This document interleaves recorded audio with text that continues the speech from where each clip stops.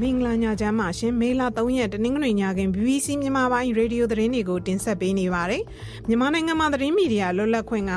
ရေကောက်ပွဲနဲ့ပတ်သက်ပြီးလဲ reaction လေးပေးတာတော့မှ1900နဲ့အချခံတဲ့အခြေအနေဆိုတော့လောလောဆယ်မှာတော့ physically ရော digitally ပေါ့နော်မြန်မာသတင်းမီဒီယာလွတ်လပ်ခွင့်ဟာအများကြီးတိုးတက်လာဖို့ကောင်းမွန်လာဖို့မျှော်လင့်လို့မရဘူးလို့ပဲပြောပြစီခင်ဗျာကချင်ပြည်နယ်ဝင်ပေါက်ဖြစ်တဲ့တသားကောလင်းနဲ့ကမ်ဘလူးဘက်အခြေအနေကအရင်ကဆိုရင်ကြောက်ထိုးတယ်အပြန်ဆုပ်တယ်ဆိုတဲ့အခြေအနေရှိရပေါ့နော်အခုတချို့ကားသုံးလုံးနယ်မြေတွေမှာတို့လို့ရှိရင်လည်းသူကရွာလိုက်တွေမှာပါလက်စိတ်လိုက်တွေချပြီးတော့သူတို့အဲ့မှာအထိုင်ချထားတာမျိုးတွေဖြန့်ခွဲထားတာမျိုးတွေပေါ့နော်ဒီသတင်းတွေနားဆင်ရဖို့ရှိပါတယ်ကျွန်မစန္ဒာဝဲပါရှင်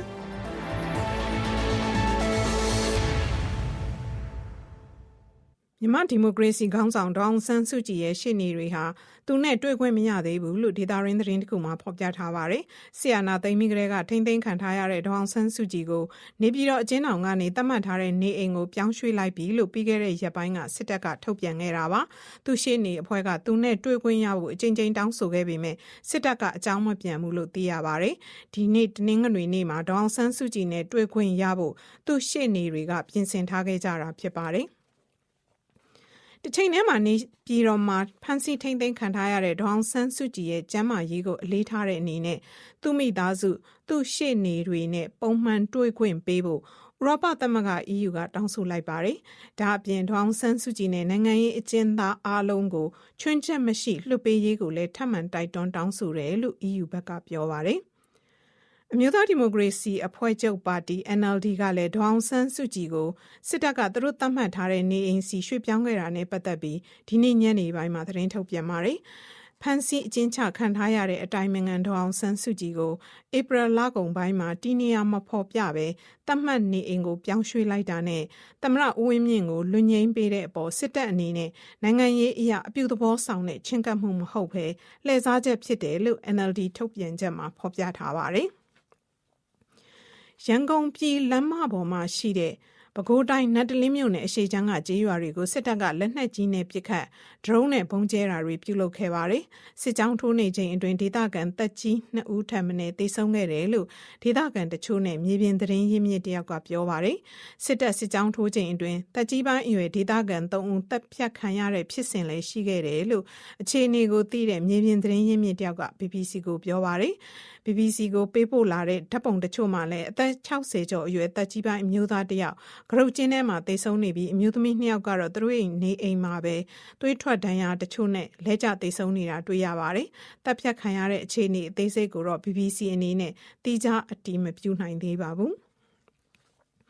ရှမ်းပြည်တောင်ပိုင်းကယားခေါ်ကရင်နီပြည်နယ်အဆက်ကမိုးပြဲဒေသမှာဒေသကာကွယ်ရေးတပ် LPDF နဲ့အမျိုးသားညီညွတ်ရေးအစိုးရ NUG လက်အောက်ခံတပ်တို့ပစ်ခတ်မှုအတွင်းလူ9ယောက်သေဆုံးခဲ့တဲ့ဖြစ်ရပ်ကိုကရင်ပြည်နယ်ဂျားကာလာအုပ်ချုပ်ရေးကောင်စီ IEC နဲ့ကရင်နီတပ်ပေါင်းစုံစစ်ဦးစီးအဖွဲ့တို့ပူးပေါင်းစစ်ဆေးနေပါပြီ။စစ်ဦးစီးအဖွဲ့ကဦးအောင်မင်းဦးဆောင်ခဲ့တဲ့ PDF အဖွဲ့ရဲ့ကိစ္စအဝဝကိုစစ်ဆေးနေပြီလို့ IEC အထွေထွေအတွင်းရေးမှူးနှင့်ဗညာခွန်အောင်ကပြောပါတယ်။ပြစ်ခတ်မှုမှာပါဝင်တဲ့မိုးပြဲပြည်သူ့ကာကွယ်ရေးတပ်ဟာဒေသအခြေစိုက်တပ်ဖြစ်ပြီးတိကျရပ်တည်ခဲ့တဲ့အဖွဲ့ဖြစ်ပါတယ်။အမှတ်1 Alpha ဒေသမိုးပြဲတပ်နဲ့ NUG ရဲ့ရှမ်းတောင်ကရင်နီတိုင်းဌာနချုပ်ဗျူဟာအမှတ်14အောက်ကအမှတ်13031တပ်ရင်းတို့ပူးပေါင်းပြီးဧပြီ24ရက်ညမှာဦးအောင်မင်းအပါအဝင်သူဦးဆောင်တဲ့အဖွဲ့တို့ဆွေးနွေးမှုပြုလုပ်ခဲ့ရမှာငင်းခုန်မှုဖြစ်ပွားပြီးပြစ်ခတ်မှုဖြစ်ခဲ့တာလို့ NUG လက်အောက်ခံမိုးပြဲ PDF ကပြောပါတယ်။ဒီပြစ်ခတ်မှုကြောင့်ဦးအောင်မင်းအပါအဝင်ရဲဘော်9ဦးသေဆုံးခဲ့ပြီး NUG တပ်ရင်းဘက်ကလည်းရဲဘော်3ဦးဒဏ်ရာရခဲ့တယ်လို့NUG မိုးပြဲ PDF အဖွဲ့ကထုတ်ပြန်ထားပါတယ်။နိုင်ငံတကာသတင်းတွေဘက်မှာတော့အမေရိကန်ဟာမဖြစ်နိုင်တဲ့စစ်ရေးဆိုင်ရာစစ်စင်ရေးဒါမှမဟုတ်ဆိုးရွားတဲ့သဘောတူညီချက်တစ်ခုကြားမှာရွေးချယ်ဖို့အတင်းကျပ်ရင်ဆိုင်ရမယ့်အနေအထားမှာရှိနေတယ်လို့အီရန်တော်လှန်ရေးတပ်ဖွဲ့ကပြောပါတယ်။သူတို့ထုတ်ပြန်ချက်မှာတရုတ်ရုရှားနဲ့ဥရောပတို့ရဲ့အမေရိကန်အပေါ်သဘောထားပြောင်းလဲလာမှုအပြင်အမေရိကန်ရဲ့ရေတပ်ပိတ်ဆို့မှုနဲ့ပတ်သက်လို့အီရန်ရဲ့သတ်မှတ်ရက်လို့ခေါ်ဆိုတဲ့အချက်ကိုကိုးကားဖော်ပြထားပါတယ်။အစောပိုင်းကတော့သမ္မတထရမ့်ကအီရန်ဟာလူသားတွေအပေါ်သူတို့ပြုခဲ့တဲ့အရာအတွက်လုံလောက်တဲ့ဒဏ်ကြေးမပေးရသေးဘူးလို့ပြောကြားခဲ့ပါတယ်။စစ်ပွဲအဆုံးသတ်ဖို့အီရန်ရဲ့နောက်ဆုံးအဆိုပြုချက်တွေမှာပါဝင်တဲ့စီကံချက်တွေကိုပြန်လည်သုံးသပ်မယ်လို့ဆိုပေမဲ့သူတို့အနေနဲ့လက်ခံနိုင်လိမ့်မယ်လို့သူမမြင်ဘူးလို့မစ္စတာထရမ့်ကပြောပါတယ်။ အီရန်အစိုးရဟာအကျဉ်းသားတွေကိုထောင်ထဲမှာတေးအောင်ရည်ရွယ်ချက်ရှိလုပ်နေတယ်လို့ထိမ့်သိမ်းခံနိုဗယ်ငြိမ်းချမ်းရေးဆုရှင်လည်းဖြစ်လူအခွင့်အရေးတက်ကြွသူလည်းဖြစ်တဲ့နာဂျစ်မိုဟာမဒီရဲ့အကိုဖြစ်သူကဆွဆွဲပြောကြားလိုက်ပါတယ်လူသိရှင်ကြားမဟုတ်သူတွေကိုကွပ်မျက်ပြီးနာမည်ကြီးသူတွေကိုတော့သူတို့ကျမ်းမာရေးကြောင့်တေဆုံးတဲ့အခြေအနေစိုက်အောင်လုပ်နေတယ်လို့မိုဟာမက်ရီဇာကပြောပါတယ်သူညီမနာဂျစ်မိုဟာမဒီဟာနှလုံးရောဂါအပြင်းထန်ခံစားနေရတာကြောင့်မကြာခင်ကဆေးရုံတင်ထားရတာပါအီရန်အစိုးရကသူညီမသေမယ်ဆိုတာသိနေတယ်လို့မစ္စတာရီဇာကပြောပြီးညီမဖြစ်သူလိုအပ်နေတဲ့ကျန်းမာရေးဆိုင်ရာစောင့်ရှောက်မှုတွေကိုပေးဖို့အစိုးရကဟန်တားထားတယ်လို့ဆိုပါတယ်ရှင်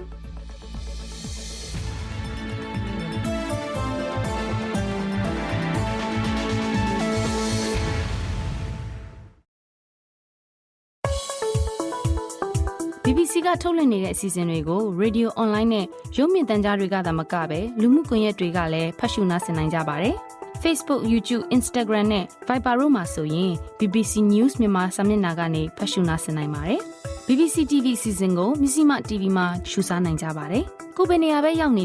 BBC အစီအစဉ်တွေကလက်တကမ်းမှာပဲရှိနေပါတယ်ရှင်။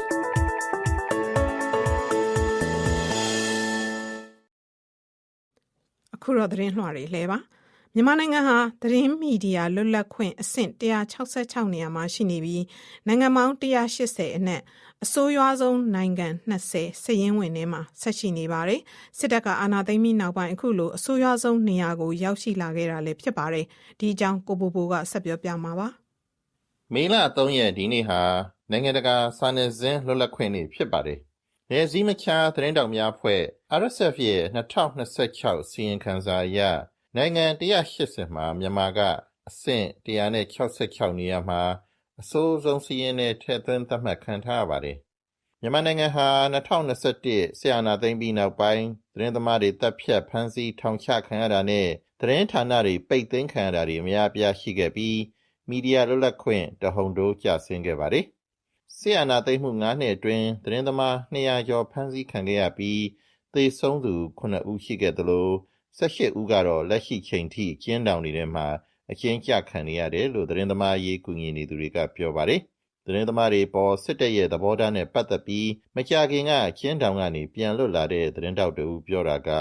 အာနာသိမ့်ပြီဆိုတော့သူတို့လုပ်ချင်တာလုပ်တော့မယ်လေ။အဲ့တော့ကိုလုပ်ထားတဲ့ဟာတွေအကုန်လုံးကိုလူသိရှင်ကြားပြောနေတဲ့ကျွန်တော်တို့လိုမီဒီယာသမားတွေကသူတို့ရဲ့ပြစ်မှတ်ဖြစ်လာပါပေါ့နော်။ကျွန်တော်တို့ကိုဖမ်းတဲ့သတင်းတောက်နဲ့သက်ဆိုင်တဲ့ပုံမှန်တွေနဲ့မဆွဲဘဲနဲ့ဒီအကြမ်းဖက်ပုံမှန်တွေနဲ့စဆွဲတဲ့ကျွန်တော်တို့သတင်းသမားတွေကိုလည်းသူတို့သတင်းသမားလို့မမြင်ဘူးသူတို့ရန်သူလို့ပဲသူတို့မြင်တယ်ဒါအပြင်တနိုင်ငံလုံးအတိုင်းအတာအနေနဲ့အင်တာနက်ဆက်သွယ်ရေးရောလူမှုကွန်ရက်အသုံးပြုမှုတွေကိုပါထိန်းချုပ်ထားပြီးသတင်းသိပိုင်ခွင့်နဲ့လွတ်လပ်စွာပြောဆိုခွင့်မှာကန့်သတ်ခံထားပါတယ်စစ်ကောင်ဆောင်ကနေသမ္မတဖြစ်တာဝန်ပြောင်းလိုက်ပြီးမကြာခင်ကတင်သတင်းဌာန3ခုကိုပုံနှိပ်ခြင်းနဲ့ထုတ်ဝေခြင်းလုပ်ငန်းဥပဒေကိုချိုးဖောက်တယ်ဆိုပြီးပြန်ကြားရေးဝန်ကြီးဌာနကလုပ်ငန်းလိုင်စင်တွေရုပ်သိမ်းခဲ့ပါတယ်မြန်မာစစ်တပ်ရဲ့သတင်းလွတ်လပ်ခွင့်ပိတ်ပင်ကန့်သတ်မှုနဲ့ပတ်သက်လို့လွတ်လပ်သောမြန်မာသတင်းမီဒီယာကောင်စီ IPCM ရဲ့အတွင်းရေးမှူးဦးတိုးစော်လက်ပြောတာကအမှန်တရားနဲ့ပတ်သက်ရင်စစ်တပ်ပြောတဲ့အမှန်တရားလွဲလို့တခြားအမှန်တရားကိုလက်မခံနေသေးပါဘူးနောက်တစ်ခါရေကောက်ပွဲနဲ့ပတ်သက်ပြီးလဲ reaction လေးပေးတာတော့မှ1900နှစ်အကြခံတဲ့အခြေအနေဆိုတော့လောလောဆယ်မှာတော့ physically ရော digitally ပေါ့နော်မြန်မာသတင်းမီဒီယာလွတ်လပ်ခွင့်ဟာအများကြီးတိုးတက်လာဖို့ကောင်းမွန်လာဖို့မျှော်လင့်လို့မရဘူးလို့ပဲပြောပြစီခင်ဗျာဗြိတိရှတန်ယုံနယ်သာလန်တန်ယုံဩစတြေးလျတန်ယုံနဲ့ကုလသမဂ္ဂအဖွဲ့အစည်းတွေကလည်းဖမ်းဆီးခံထားရတဲ့သတင်းသမားတွေပြန်လွှတ်ပေးဖို့ထုတ်ပြန်တောင်းဆိုထားပါတယ်ခုဖို့ဖြစ်ပါတယ်စကိုင်းတိုင်းအထက်ပိုင်းကနေတောက်လျှောက်ထိုးစစ်ဆင်လာတဲ့စစ်တပ်ဟာပြီးခဲ့တဲ့ရက်ပိုင်းအတွင်းကအင်းတော်မြို့ကိုသိမ်းသွားပြီးတဲ့နောက်ကချင်ပြည်နယ်ဝင်ပေါလို့လူသိများတဲ့ကတာကောလင်းကမ်မလူဘက်ကိုပြန်သိမ်းသွားတာကြောင့်ကချင်ပြည်နယ်ဘက်ကိုစစ်ကြောင်းထိုးတာတွေရှိလာနိုင်တယ်လို့စီရေးလိလာသုံးသပ်သူတွေကထောက်ပြကြပါတယ်ဒီကြောင့်မတ်တီတန်တွေကပြောပြပေးမှာပါတော်လန်ရေးတပ်တွေပူပေါင်းပြီး8လကြာထိုးစစ်ဆင်သိမ်းပိုက်ခဲ့တဲ့ရွှေဘုံမြစ်ကြီးနားလမ်းပေါ်ကအင်းတော်မြို့ကိုတစ်နှစ်ခန့်ကြာဧပြီလကုန်ဒီရက်ပိုင်းမှာပဲစစ်တပ်ကပြန်သိမ်းခဲ့တာဖြစ်ပါတယ်။အင်းတော်ဟာ NUG မြို့သားညီညွတ်ရေးအစိုးရကာကွယ်ရေးဝန်ကြီးဦးရီမွန်က2025ခုနှစ်တပ်မွေးနေ့မိန့်ခွန်းမှာပြည်သူ့ကာကွယ်ရေးတပ်မတော် PDF ၄နှစ်ပြည့်အကျိုးမွေးနေ့လက်ဆောင်ဖြစ်သိမ်းခဲ့တဲ့မြို့ဆိုပြီးကြေညာခဲ့တဲ့မြို့လည်းဖြစ်ပါတယ်။ကသုံးလုံးနယ်မြေလို့ခေါ်ကြတဲ့ကတာကောလင်းနဲ့ကမ်ဘလူတကြောလုံးကိုပြန်ထိန်းချုပ်ဖို့ထိုးစစ်ဆင်နေတဲ့စစ်တပ်ဟာအခုအပြည့်ပြည့်နဲ့ရှေ့တိုးလာနိုင်ခဲ့ပါပြီ။အင်းတော်အပြင်ကောလင်းနဲ့ဗမောက်ကိုလည်းစစ်တပ်ကပြန်ထိန်းချုပ်ထားနိုင်ခဲ့တယ်လို့ထိကြိုက်တဲ့ကတာမြို့ မြို့ပေါ်နေရာတွေကိုလည်းစစ်တပ်ကထိန်းချုပ်ထားပါတယ်။အခုအင်းတော်ကိုသိမ်းလိုက်နိုင်တာကကချင်ဝင်ပေါက်ဖြစ်တဲ့က3လုံးဒေသမှာစစ်တပ်ရဲ့ပြန်စုဖွဲ့ပြင်ဆင်လာနိုင်တဲ့ခြေလှမ်းဖြစ်ပြီး KIA ပေါ်စစ်ရေးဖိအားပိုတိုးတဲ့အခြေအနေဖြစ်လာနေတာပါ။ဒီပေါ်ကချင်လွတ်လပ်ရေးတပ်မတော် KIA ပြန်ကြားရေးတာဝန်ခံဗိုလ်မှူးကြီးနော်ဘူးပြောတာက3လုံးနယ်မြေကနေဖြတ်ပြီးမှကျွန်တော်တို့ကချင်ပြည်နယ်ဘက်ကိုစစ်စင်ရေးလုပ်ဖို့ကတော့အင်တာမတ်ရေးကြီးတဲ့နေရာဖြစ်ပါတယ်။ကိုကတာနဘာတို့ပေါ့နော်။အဲ့ဘက်မှာလည်းတို့အင်အားတွေဖြစ်ပြီးမှစစ်စင်ရေးလုပ်နေတာ။နောက် ALTM ရဲ့ချက်ဘက်ချမ်းကတော့ရွှေကိုပေါ့ဒီကချင်းပြည်နယ်မှာထိုးစစ်ဆင်ဖို့ကတော့ရွှေကိုရဲ့ကတာရဲ့တော့တော့ချက်ကြီးဖြစ်တယ်လို့ကျွန်တော်အဲ့လိုသုံးသပ်ပါတယ်။ဒါကြောင့်အဲ့ဒီတုံးလုံးနယ်မြေကဖြတ်ပြီးမှချင်းပြည်နယ်ဘက်ကိုတို့နေပြည်တော်နဲ့ထိုးစစ်ဆင်ဖို့ကတော့အင်တာရေးကြီးတဲ့နေရာပြိုခကျတဲ့နေရာဖြစ်ပါတယ်။ဒါကြောင့်အဲ့ဒီဘက်ကိုအဓိကတို့စစ်စင်ရေးလုပ်တာဖြစ်ပါတယ်။အင်းတော်ပြီးရင်အထက်ပိုင်းမော်လူဘက်စစ်ကြောင်းပြန်ရောက်လာနိုင်ပြီးကချင်ဘက်ကိုစစ်ကြောင်းဆက်ထိုးလာနိုင်တဲ့အခြေအနေရှိတယ်လို့စစ်ရေးလေ့လာသူတွေကသုံးသပ်နေပါတယ်။စကိုင်းတိုင်းနဲ့ထိုးနေတဲ့စစ်တပ်စစ်ကြောင်းဟာအရင်ကစစ်ကြောင်းထိုးတာနဲ့မတူဘဲစစ်ကြောင်းအလျင်မြန်ဖြန့်ခွဲတဲ့အခြေအနေတွေ့ရတယ်လို့စကိုင်းထဲမှာရှိတဲ့တော်လှန်ရေးတပ်တချို့ကဆိုပါတယ်။စကိုင်းတိုင်းမှာရှိတဲ့ PLA ပြောရေးဆိုခွင့်ရှိသူရဲဘော်ဝေယံဖြိုးမိုးပြောတာကအရင်ကဆိုရင်ဒါစစ်ကြောထိုးတယ်အပြန်ဆုတ်တယ်ဆိုတဲ့အခြေအနေရှိတယ်ပေါ့နော်အခုတချို့ကား3လုံးနယ်မြေတွေမှာဆိုလို့ရှိရင်လည်းသူကရွာအလိုက်တွေမှာပါတက်စိလိုက်တွေချပြီးတော့သူတို့အဲ့မှာအထိုင်ချထားတာမျိုးတွေဖြန့်ခွဲထားတာမျိုးတွေပေါ့နော်အဲ့ဒါမျိုးရှိတယ်ကတာပမောက်အင်းတော်ပြီးရင်မော်လူဘက်ကနေမြောက်ပိုင်းကချင်ဘက်ကိုထောက်ဖို့ဆက်သွယ်ရေးဖြတ်တောက်ဖို့လှုပ်လာနိုင်တယ်လို့ပင်လယ်ဘူးဘက်ကိုလည်းစောင့်ကြည့်ရမယ့်အခြေအနေရှိနေတယ်လို့စစ်ရေးအခြေအနေသိရှိသူကသုံးသပ်ထားပါတယ်ရှင်ကရခေါ်ကရင်နီကရင်ပြည်နယ်တနင်္သာရီတိုင်းနဲ့မကွေးတိုင်းကစစ်ဘေးရှောင်စခန်းတွေမှာဝမ်းပြက်ဝမ်းလျှောနဲ့ယာနာယောဂါတွေအပြင်ပချိတ်ရောင်ယောဂါတွေဖြစ်နေကြပြီး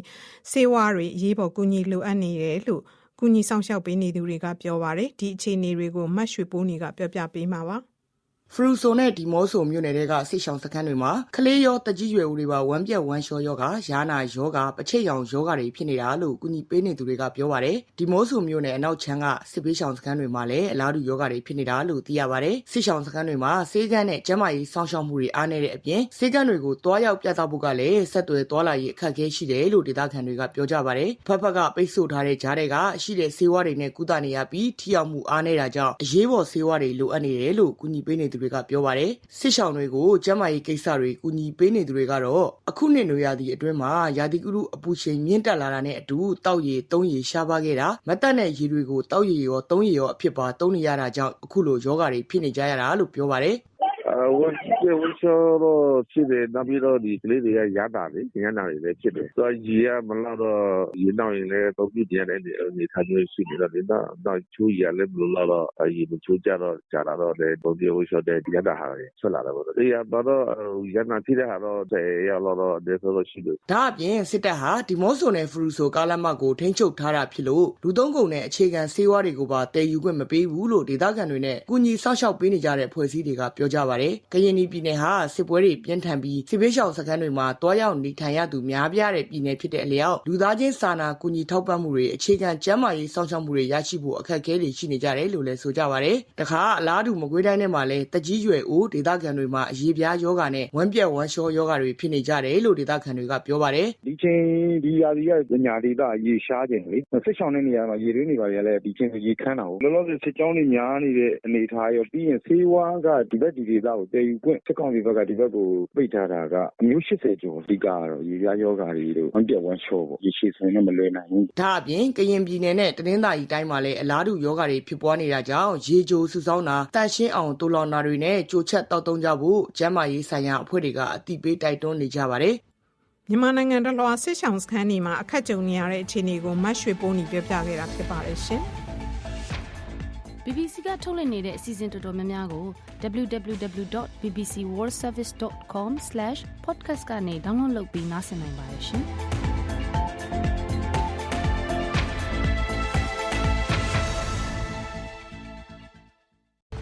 မင်္ဂလာညချမ်းပါရှင်မေလ3ရက်တနင်္ဂနွေညခင် BBC မြန်မာပိုင်းရေဒီယိုသတင်းတွေကိုတင်ဆက်ပေးနေပါတယ်။မြန်မာနိုင်ငံမှာသတင်းမီဒီယာလွတ်လပ်ခွင့်ကရေကောက်ပွဲနဲ့ပတ်သက်ပြီးလဲ reaction လေးပေးတာတော့မှ1900နဲ့အချခံတဲ့အထင်နေဆိုတော့လောလောဆယ်မှာတော့ physically ရော digitally ပေါ့နော်မြန်မာသတင်းမီဒီယာလွတ်လပ်ခွင့်ဟာအများကြီးတိုးတက်လာဖို့ကောင်းမွန်လာဖို့မျှော်လင့်လို့မရဘူးလို့ပဲပြောပြစီခင်ဗျာ ကချင်ပြည်နယ်ဝင်ပေါက်ဖြစ်တဲ့ကတာကောလင်းနဲ့ကမ်ဘလူးဘက်အခြေအနေကအရင်ကဆိုရင်ကြောက်ထိုးတယ်အပြန်ဆုပ်တယ်ဆိုတဲ့အခြေအနေရှိရပေါ့နော်အခုတချို့ကာတုံးလုံးနယ်မြေတွေမှာဆိုလို့ရှိရင်လည်းသူကရွာလိုက်တွေမှာပါသက်စိလိုက်တွေချပြီးတော့သူတို့အဲ့မှာအထိုင်ချထားတာမျိုးတွေဖြန့်ခွဲထားတာမျိုးတွေပေါ့နော်ဒီသတင်းတွေနားဆင်ရဖို့ရှိပါတယ်ကျမစန္ဒာဝဲပါရှင်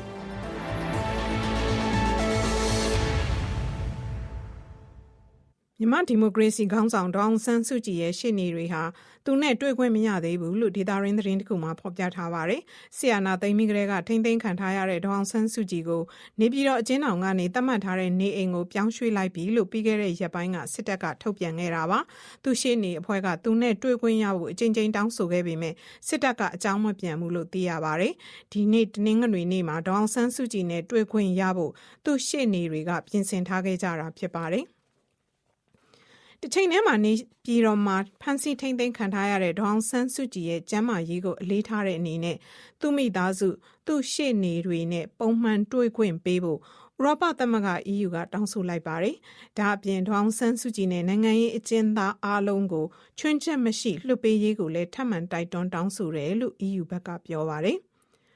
အမျိုးသားဒီမိုကရေစီအဖွဲ့ချုပ်ပါတီ NLD ကလည်းဒေါအောင်ဆန်းစုကြည်ကိုစစ်တပ်ကသူတို့သတ်မှတ်ထားတဲ့နေအိမ်စီရွှေ့ပြောင်းခဲ့တာနဲ့ပတ်သက်ပြီးဒီနေ့ညနေပိုင်းမှာသတင်းထုတ်ပြန်ပါတယ်။ဖမ်းဆီးအကျဉ်းချခံထားရတဲ့အတိုင်ပင်ခံဒေါအောင်ဆန်းစုကြည်ကိုဧပြီလကုန်ပိုင်းမှာတီနီယာမဖော်ပြပဲသတ်မှတ်နေအိမ်ကိုပြောင်းရွှေ့လိုက်တာနဲ့သမ္မတဦးဝင်းမြင့်ကိုလွှတ်ငြိမ်းပေးတဲ့အပေါ်စစ်တပ်အနေနဲ့နိုင်ငံရေးအရာအပြုသဘောဆောင်တဲ့ချဉ်ကပ်မှုမဟုတ်ဘဲလှည့်စားချက်ဖြစ်တယ်လို့ NLD ထုတ်ပြန်ချက်မှာဖော်ပြထားပါတယ်။ရန်ကုန်ပြည်လမ်းမပေါ်မှာရှိတဲ့ပဲခူးတိုင်းနတ်တလင်းမြို့နယ်အရှေ့ချမ်းကကျေးရွာတွေကိုစစ်တပ်ကလက်နက်ကြီးနဲ့ပစ်ခတ်ဒရုန်းနဲ့ပုံကျဲတာတွေပြုလုပ်ခဲ့ပါတယ်။စစ်ကြောင်းထိုးနေချိန်အတွင်းဒေသခံတပ်ကြီး2ဦးထပ်မံသေဆုံးခဲ့တယ်လို့ဒေသခံတချို့နဲ့မြေပြင်သတင်းရင်းမြစ်တယောက်ကပြောပါတယ်။စစ်တပ်စစ်ကြောင်းထိုးချိန်အတွင်းတပ်ကြီးပိုင်းအရွယ်ဒေသခံ3ဦးတပ်ဖြတ်ခံရတဲ့ဖြစ်စဉ်လည်းရှိခဲ့တယ်လို့အခြေအနေကိုသိတဲ့မြေပြင်သတင်းရင်းမြစ်တယောက်က BBC ကိုပြောပါတယ်။ BBC ကိုပေးပို့လာတဲ့ဓာတ်ပုံတချို့မှာလည်းအသက်60ကျော်အရွယ်တပ်ကြီးပိုင်းအမျိုးသားတယောက်ကရုတ်ကျင်းထဲမှာသေဆုံးနေပြီးအမျိုးသမီး2ယောက်ကတော့သူတို့ရဲ့နေအိမ်မှာပဲသွေးထွက်ဒဏ်ရာတချို့နဲ့လဲကျသေဆုံးနေတာတွေ့ရပါတယ်။တပ်ဖြတ်ခံရတဲ့အခြေအနေအသေးစိတ်ကိုတော့ BBC အနေနဲ့တိကျအတည်မပြုနိုင်သေးပါဘူး။ရှမ်းပြည်တောင်ပိုင်းကယားခေါ်ကရင်နီပြည်နယ်အစက်ကမိုးပြဲဒေသမှာဒေသကာကွယ်ရေးတပ် LPDF နဲ့အမျိုးသားညီညွတ်ရေးအစိုးရ NUG လက်အောက်ခံတပ်တို့ပစ်ခတ်မှုအတွင်းလူ9ယောက်သေဆုံးခဲ့တဲ့ဖြစ်ရပ်ကိုကရင်ပြည်နယ်ဂျာကာလာအုပ်ချုပ်ရေးကောင်စီ IEC နဲ့ကရင်နီတပ်ပေါင်းစုံစစ်ဦးစီးအဖွဲ့တို့ပူးပေါင်းစစ်ဆေးနေပါပြီ။စစ်ဦးစီးအဖွဲ့ကဦးအောင်မင်းဦးဆောင်ခဲ့တဲ့ PDF အဖွဲ့ရဲ့ကိစ္စအဝဝကိုစစ်ဆေးနေပြီလို့ IEC အထွေထွေအတွင်းရေးမှူးနှင့်ဗညာခွန်အောင်ကပြောပါတယ်။ပြစ်ခတ်မှုမှာပါဝင်တဲ့မိုးပြဲပြည်သူ့ကာကွယ်ရေးတပ်ဟာဒေသအခြေစိုက်တပ်ဖြစ်ပြီးတိကျရပ်တည်ခဲ့တဲ့အဖွဲ့ဖြစ်ပါတယ်။အမှတ်1 Alpha ဒေသမိုးပြဲတပ်နဲ့ NUG ရဲ့ရှမ်းတောင်ကရင်နီတိုင်းဌာနချုပ်ဗျူဟာအမှတ်14အောက်ကအမှတ်13031တပ်ရင်းတို့ပူးပေါင်းပြီးဧပြီ24ရက်ညမှာဦးအောင်မင်းအပါအဝင်သူဦးဆောင်တဲ့အဖွဲ့တို့ဆွေးနွေးမှုပြုလုပ်ခဲ့ရမှာငင်းခုန်မှုဖြစ်ပွားပြီးပြစ်ခတ်မှုဖြစ်ခဲ့တာလို့ NUG လက်အောက်ခံမိုးပြဲ PDF ကပြောပါတယ်။ဒီပြစ်ခတ်မှုကြောင့်ဦးအောင်မင်းအပါအဝင်ရဲဘော်9ဦးသေဆုံးခဲ့ပြီး NUG တပ်ရင်းဘက်ကလည်းရဲဘော်3ဦးဒဏ်ရာရခဲ့တယ်လို့ NUG မိုးပြဲ PDF အဖွဲ့ကထုတ်ပြန်ထားပါတယ်။နိုင်ငံတကာသတင်းတွေဘက်မှာတော့အမေရိကန်ဟာမဖြစ်နိုင်တဲ့စစ်ရေးဆိုင်ရာစစ်ဆင်ရေးဒါမှမဟုတ်ဆိုးရွားတဲ့သဘောတူညီချက်တစ်ခုကြားမှာရွေးချယ်ဖို့အတင်းကျပ်ရင်ဆိုင်ရမယ့်အနေအထားမှာရှိနေတယ်လို့အီရန်တော်လှန်ရေးတပ်ဖွဲ့ကပြောပါတယ်။သူတို့ထုတ်ပြန်ချက်မှာတရုတ်ရုရှားနဲ့ဥရောပတို့ရဲ့အမေရိကန်အပေါ်သဘောထားပြောင်းလဲလာမှုအပြင်အမေရိကန်ရဲ့ရေတပ်ပိတ်ဆို့မှုနဲ့ပတ်သက်လို့အီရန်ရဲ့သတ်မှတ်ရက်လို့ခေါ်ဆိုတဲ့အချက်ကိုကိုးကားဖော်ပြထားပါတယ်။အစောပိုင်းကတော့သမ္မတထရမ့်ကအီရန်ဟာလူသားတွေအပေါ်သူတို့ပြုခဲ့တဲ့အရာအတွက်လုံလောက်တဲ့ဒဏ်ကြေးမပေးရသေးဘူးလို့ပြောကြားခဲ့ပါတယ်။စစ်ပွဲအဆုံးသတ်ဖို့အီရန်ရဲ့နောက်ဆုံးအဆိုပြုချက်တွေမှာပါဝင်တဲ့စီကံချက်တွေကိုပြန်လည်သုံးသပ်မယ်လို့ဆိုပေမဲ့သူတို့အနေနဲ့လက်ခံနိုင်လိမ့်မယ်လို့သူမမြင်ဘူးလို့မစ္စတာထရမ့်ကပြောပါတယ်။ အီရန်အစိုးရဟာအကျဉ်းသားတွေကိုထောင်ထဲမှာတေအောင်ရည်ရွယ်ချက်ရှိလုပ်နေတယ်လို့ထိမ့်သိမ်းခံနိုဗယ်ငြိမ်းချမ်းရေးဆုရှင်လည်းဖြစ်လူ့အခွင့်အရေးတက်ကြွသူလည်းဖြစ်တဲ့နာဂျစ်မိုဟာမဒီရဲ့အကိုဖြစ်သူကဆွဆွဲပြောကြားလိုက်ပါတယ်လူသိရှင်ကြားမဟုတ်သူတွေကိုကွပ်မျက်ပြီးနာမည်ကြီးသူတွေကိုတော့သူတို့ကျမ်းမာရေးကြောင့်သေဆုံးတဲ့အခြေအနေစိုက်အောင်လုပ်နေတယ်လို့မိုဟာမက်ရီဇာကပြောပါတယ်သူညီမနာဂျစ်မိုဟာမဒီဟာနှလုံးရောဂါအပြင်းထန်ခံစားနေရတာကြောင့်မကြခင်ကဆေးရုံတင်ထားရတာပါအီရန်အစိုးရကသူညီမသိမယ်ဆိုတာသိနေတယ်လို့မစ္စတာရီဇာကပြောပြီးညီမဖြစ်သူလိုအပ်နေတဲ့ကျန်းမာရေးဆိုင်ရာစောင့်ရှောက်မှုတွေကိုပေးဖို့အစိုးရကဟန်တားထားတယ်လို့ဆိုပါတယ်ရှင်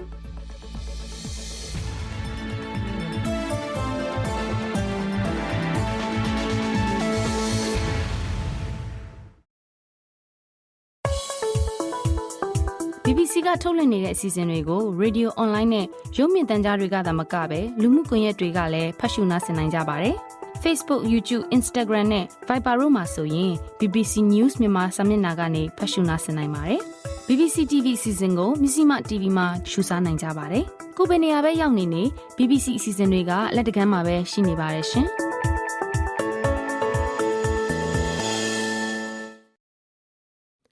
အခုတော့သတင်းလွှာတွေလဲပ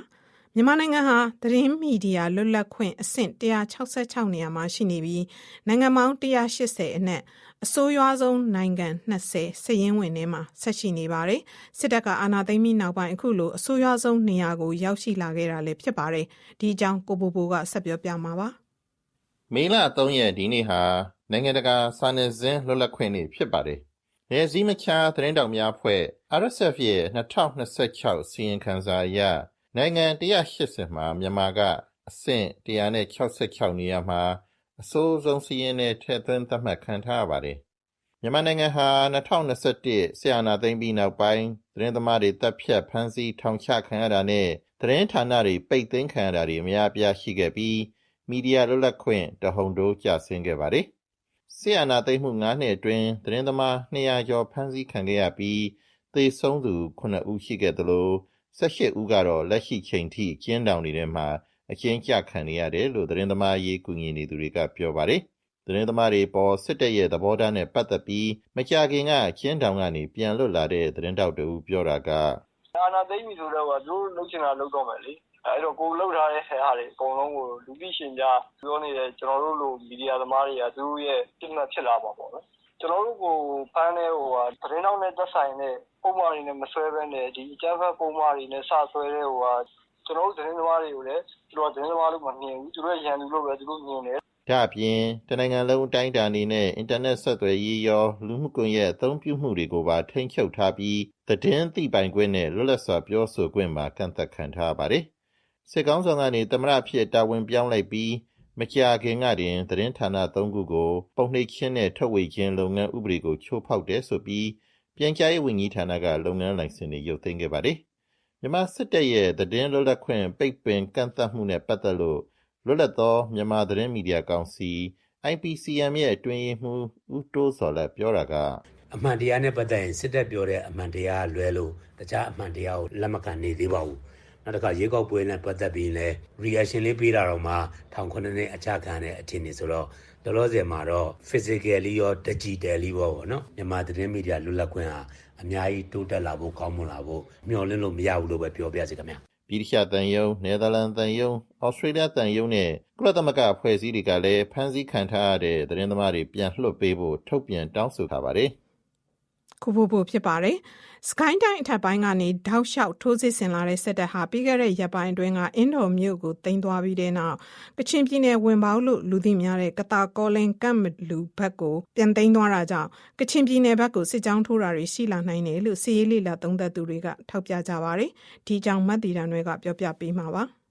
တော်လန်ရေးတပ်တွေပူပေါင်းပြီး8လကြာထိုးစစ်ဆင်သိမ်းပိုက်ခဲ့တဲ့ရွှေဘုံမြစ်ကြီးနားလမ်းပေါ်ကအင်းတော်မြို့ကိုတစ်နှစ်ခန့်ကြာဧပြီလကုန်ဒီရက်ပိုင်းမှာပဲစစ်တပ်ကပြန်သိမ်းခဲ့တာဖြစ်ပါတယ်။အင်းတော်ဟာ NUG မြို့သားညီညွတ်ရေးအစိုးရကာကွယ်ရေးဝန်ကြီးဦးရီမွန်က2025ခုနှစ်တပ်မွေးနေ့မိန့်ခွန်းမှာပြည်သူ့ကာကွယ်ရေးတပ်မတော် PDF ၄နှစ်ပြည့်အကျိုးမွေးနေ့လက်ဆောင်ဖြစ်သိမ်းခဲ့တဲ့မြို့ဆိုပြီးကြေညာခဲ့တဲ့မြို့လည်းဖြစ်ပါတယ်။က3လုံးနယ်မြေလို့ခေါ်ကြတဲ့ကတာကောလင်းနဲ့ကမ်ဘလူတကြောလုံးကိုပြန်ထိန်းချုပ်ဖို့ထိုးစစ်ဆင်နေတဲ့စစ်တပ်ဟာအခုအဖြည်းဖြည်းနဲ့ရှေ့တိုးလာနိုင်ခဲ့ပါပြီ။အင်းတော်အပြင်ကောလင်းနဲ့ဗမောက်ကိုလည်းစစ်တပ်ကပြန်ထိန်းချုပ်ထားနိုင်ခဲ့တယ်လို့ထိကြိုက်တဲ့ကတာ မြို့ပေါ်နေရာတွေကိုလည်းစစ်တပ်ကထိန်းချုပ်ထားပါတယ်အခုအင်းတော်ကိုသိမ်းလိုက်နိုင်တာကကချင်ဝင်ပေါက်ဖြစ်တဲ့က3လုံးဒေသမှာစစ်တပ်ရဲ့ပြန်စုဖွဲ့ပြင်ဆင်လာနိုင်တဲ့ခြေလှမ်းဖြစ်ပြီး KIA ပေါ်စစ်ရေးဖိအားပိုတိုးတဲ့အခြေအနေဖြစ်လာနေတာပါဒီပေါ်ကချင်လွတ်လပ်ရေးတပ်မတော် KIA ပြန်ကြားရေးတာဝန်ခံဗိုလ်မှူးကြီးနော်ဘူးပြောတာက3လုံးနယ်မြေကနေဖြတ်ပြီးမှကျွန်တော်တို့ကချင်ပြည်နယ်ဘက်ကိုစစ်စီရဲလုပ်ဖို့ကတော့အင်တာမတ်ရေးကြီးတဲ့နေရာဖြစ်ပါတယ်ကို